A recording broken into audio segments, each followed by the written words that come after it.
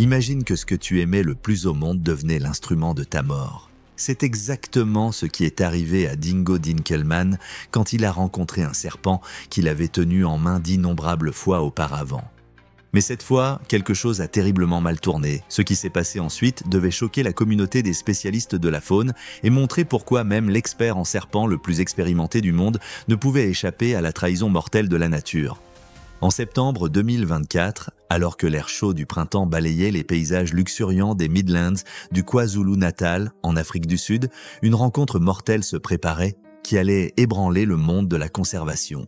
À la ferme et parc de reptiles de Dingo, se préparait le renommé expert en faune, Graham Dingo Dinkelman, à manipuler apparemment de façon routinière l'un des serpents les plus mortels d'Afrique.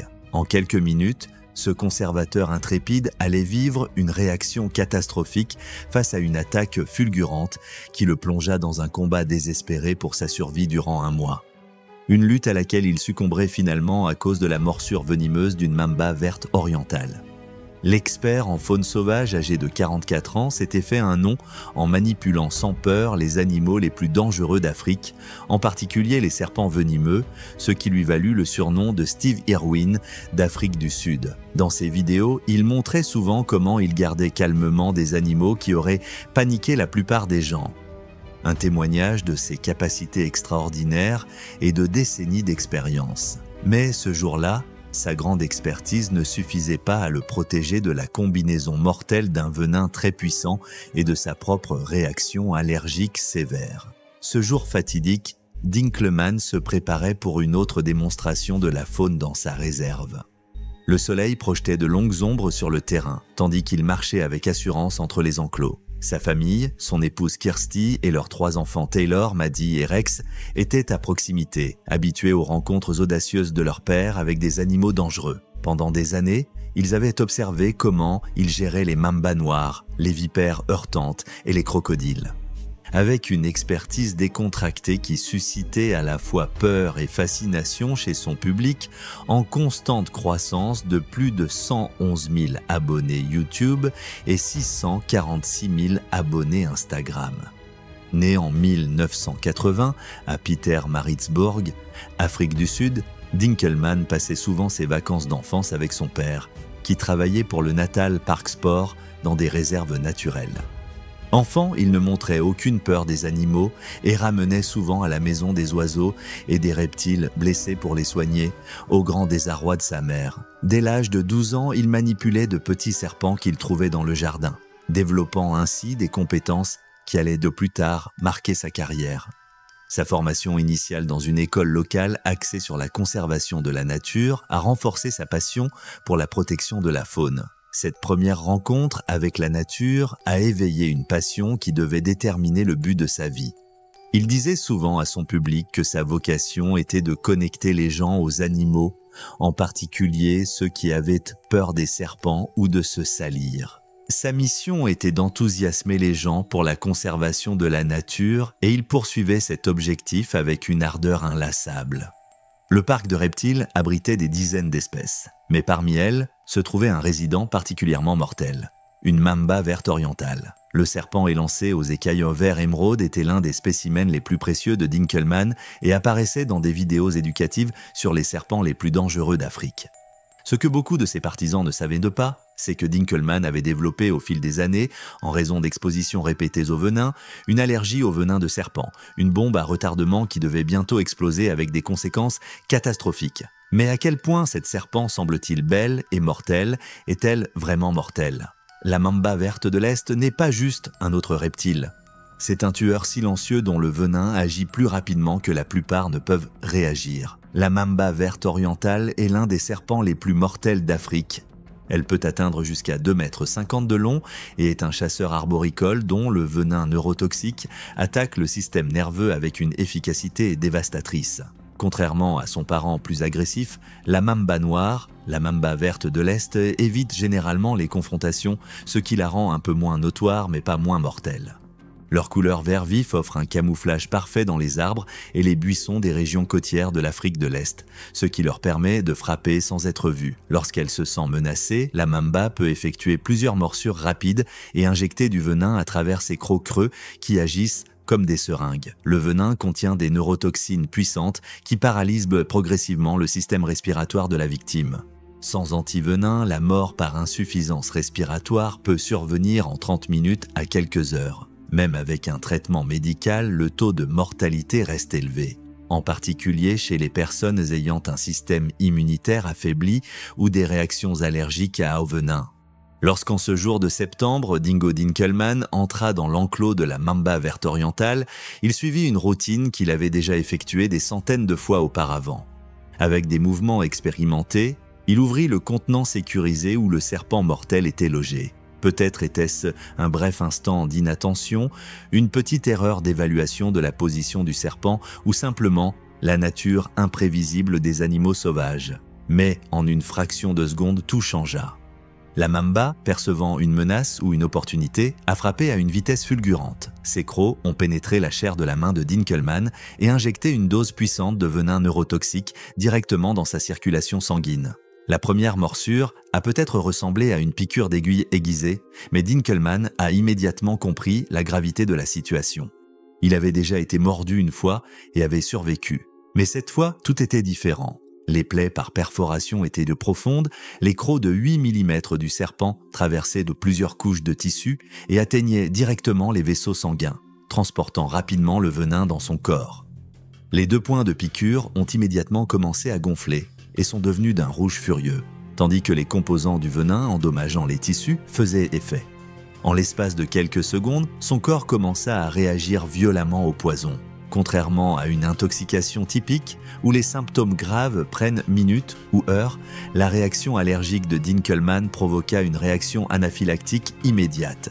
Ses voies respiratoires commencèrent à se rétrécir, tandis que son système immunitaire déclenchait une réaction excessive catastrophique aux protéines étrangères du venin. Son visage commença à enfler visiblement, tandis que des urticaires apparaissaient sur sa peau, les histamines étant libérées dans son corps. Une tentative mal orientée de combattre le poison.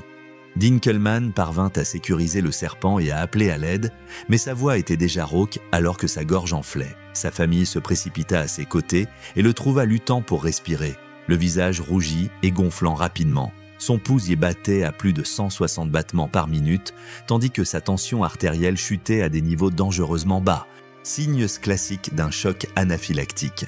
Les neurotoxines du venin commencèrent entre-temps leur attaque systématique sur son système nerveux, aggravant la réaction allergique déjà mortelle. Pendant que sa famille alertait les urgences, l'état de Dinkelman se détériorait rapidement.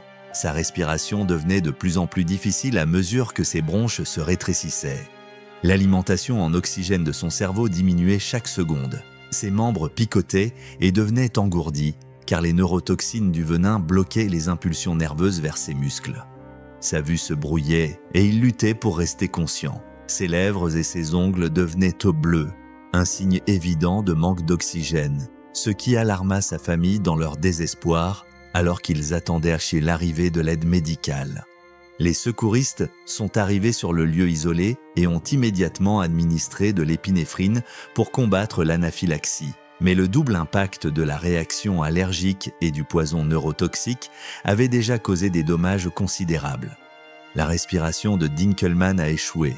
Les ambulanciers l'ont intubé sur place et ont forcé l'oxygène dans ses poumons pendant qu'ils le transportaient vers l'hôpital le plus proche. Sa tension artérielle avait tellement chuté qu'ils avaient du mal à trouver une veine pour l'accès veineux.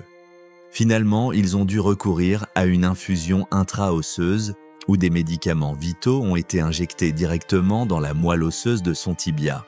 Lorsqu'ils ont atteint les urgences, Dinkelman était dans un état critique. Ses organes commençaient à défaillir en raison du manque d'oxygène.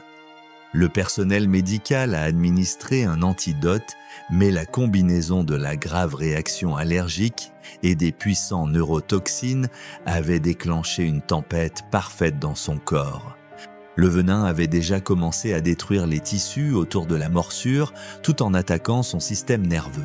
Des analyses de sang montrèrent des niveaux inquiétants de toxines et des signes d'insuffisance organique.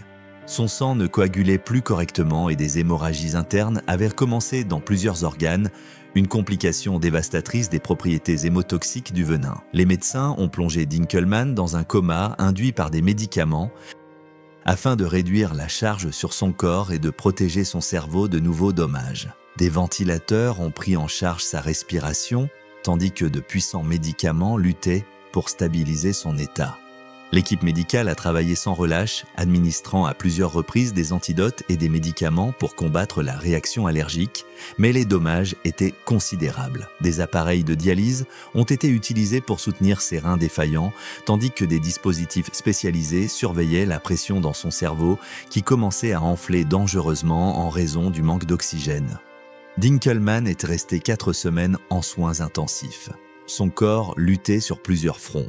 Le poison avait causé des dommages neurologiques importants, affectant la capacité de son cerveau à contrôler des fonctions de base. Ses reins avaient du mal à filtrer les toxines de son sang. Malgré les meilleurs efforts des médecins, son état montrait peu d'amélioration. La combinaison d'une intoxication sévère et d'un choc anaphylactique avait tout simplement submergé son système. Des spécialistes de toute l'Afrique du Sud et même à l'international ont été consultés. Mais tous étaient d'accord pour dire que le pronostic était extrêmement mauvais compte tenu de l'ampleur des dommages organiques et de la longue période sans oxygénation suffisante de son cerveau. Le samedi, 26 octobre 2024, après un combat de plusieurs mois, le corps de Graham Dingo Dinkelmann a finalement cédé. Le naturaliste qui avait consacré sa vie à la protection et à l'éducation concernant les animaux dangereux avait succombé à l'une des créatures qu'il s'efforçait si résolument de préserver et de comprendre. L'équipe médicale avait épuisé toutes les options de traitement disponibles, mais les dommages à ses organes vitaux étaient irréversibles. Son cœur, qui battait avec tant de passion pour la protection de la nature, a cessé de battre à 14h17, heure locale, tandis que sa femme Kirsty tenait sa main lorsqu'il nous a quittés. La cause officielle du décès a été indiquée comme une défaillance multiviscérale due à un choc anaphylactique et à une intoxication sévère. Après la mort de Dingo Dinkelmann, la communauté de la conservation a pleuré la perte d'un de ses défenseurs les plus passionnés. Sa femme Kirsty a partagé la nouvelle dévastatrice avec ses abonnés dans une déclaration émouvante sur son compte Instagram. Elle a parlé de son enthousiasme sans borne pour la faune, de son affection particulière pour les mammifères africains comme les éléphants, les rhinocéros et les lions, ainsi que de sa girafe bien-aimée Elliot. Mais le plus important, elle a souligné que derrière tout son engagement en faveur de la conservation de la nature se trouvait son profond amour pour sa famille. Le ministère sud-africain de la faune et de l'environnement a mené une courte enquête sur l'incident et a conclu qu'il s'agissait d'un accident tragique et qu'il n'y avait ni négligence ni mauvaise manipulation. Les protocoles de sécurité de la ferme Dingo et du parc reptile ont été vérifiés et étaient conformes au règlement. L'établissement est resté ouvert et est maintenant dirigé par Kirsty et l'équipe, qui perpétue l'héritage de Dinkelmann dans l'éducation à la faune et la conservation de la nature. Du monde entier, de nombreuses condoléances ont afflué, exprimant la stupeur et la tristesse d'autres défenseurs de l'environnement, célébrités et fans ordinaires. Beaucoup ont noté l'étrange parallèle entre Dinkelmann et son idole Steve Irwin. Tous deux étaient des experts passionnés de la faune sauvage, qui sont morts à 44 ans en faisant ce qu'ils aimaient le plus. La famille Dinkelmann a annoncé qu'elle allait poursuivre son travail de conservation via leur chaîne YouTube The Dinkelmans, afin de s'assurer que sa mission de connecter les gens à la vie sauvage perdure. La mort de Dinkelmann a choqué la communauté mondiale de la conservation. Sa chaîne YouTube, qui documentait d'innombrables rencontres rapprochées avec des animaux mortels, est désormais un monument numérique de sa passion et de son expertise. Les spectateurs sont retournés en masse à ses vidéos, notamment à sa masterclass de gestion de Black Mamba, qui montrait son interaction apparemment sans peur avec l'un des serpents les plus meurtriers d'Afrique. L'ironie qu'il ait survécu à de nombreuses rencontres avec des mambas noirs pour finalement devenir victime de leur parent vert n'a pas échappé à ses partisans. Dans les semaines suivant sa mort, les experts en faune sauvage du monde entier ont utilisé l'histoire de Dinkelmann comme un rappel sobre des risques inhérents à leur profession. Même avec des années d'expérience et les précautions de sécurité appropriées, les animaux sauvages restent imprévisibles. Plusieurs écologistes de renom ont publié des hommages soulignant les contributions de Dinkelmann à l'éducation sur la faune et sa capacité unique à rendre la conservation accessible à un large public. La famille Dinkelmann a reçu un soutien mondial de la part des fans. Beaucoup ont envoyé des dons pour poursuivre son travail de conservation, tandis que d'autres ont partagé des histoires sur la façon dont ces vidéos avaient transformé leur peur des reptiles en fascination et respect. Les organisations de conservation en Afrique du Sud ont annoncé des plans pour un fonds commémoratif en son nom, qui se concentrera sur la protection des espèces qui lui ont ôté la vie. Un hommage approprié à un homme qui comprenait que la conservation signifie protéger toutes les créatures vivantes, même les plus dangereuses. À la ferme de Dingo et au parc de reptiles, la vie quotidienne a lentement repris son cours. La mamba verte orientale, qui avait infligé la morsure mortelle, est restée dans la collection, désormais manipulée par le personnel qualifié avec encore plus de précautions. Kirsty Dinkelmann, bien que profondément affectée par la perte de son mari, trouva la force de poursuivre sa mission. Elle a commencé à apparaître dans des vidéos sur la chaîne YouTube de la famille, souvent avec ses enfants, et a transmis aux spectateurs des connaissances sur la protection de la nature avec la même passion que son mari. Peut-être l'aspect le plus émouvant de la mort de Dinkelmann a-t-il été la forte similitude avec celle de son idole Steve Irwin. Les deux hommes sont morts à l'âge de 44 ans, tandis qu'ils travaillaient avec les animaux qu'ils aimaient. Tous deux ont laissé derrière eux de jeunes familles qui ont décidé de poursuivre leur héritage de conservation. Et les deux décès, aussi tragiques qu'ils aient été, se sont produits alors qu'ils faisaient ce qui donnait sens et but à leur vie. La mamba verte orientale qui a coûté la vie à Dinkelmann incarnait tout ce pourquoi il se battait dans son travail de conservation. Le respect des animaux dangereux, la compréhension de leur comportement et leur protection malgré les risques qu'ils représentent.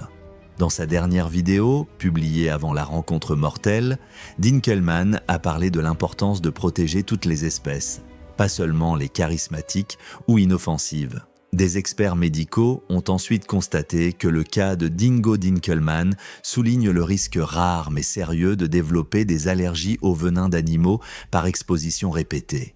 Ces rencontres précédentes, avec des serpents venimeux, avaient sensibilisé son système immunitaire et créé ainsi les conditions de la grave réaction anaphylactique qui a compliqué son traitement. Cette prise de conscience a incité plusieurs organisations de conservation à introduire des examens médicaux plus stricts pour les gardiens d'animaux qui travaillent régulièrement avec des espèces venimeuses. En décembre 2024, 2 mois après sa mort, la famille Dinkelmann a organisé une cérémonie commémorative publique dans le parc des reptiles.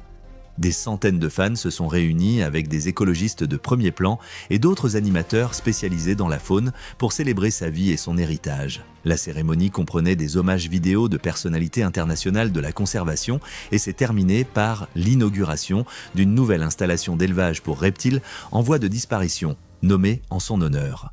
Le centre Graham Dingo Dinkelmann pour la protection des reptiles doit se concentrer sur des programmes de reproduction pour les espèces menacées et ainsi poursuivre le travail qui avait été sa passion.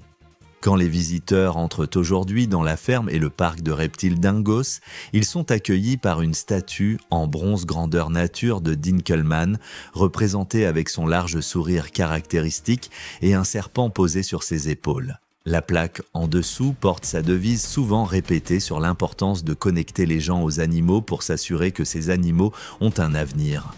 Elle reste un monument permanent pour une vie dédiée à combler le fossé entre l'homme et la faune, les créatures avec lesquelles nous partageons cette planète.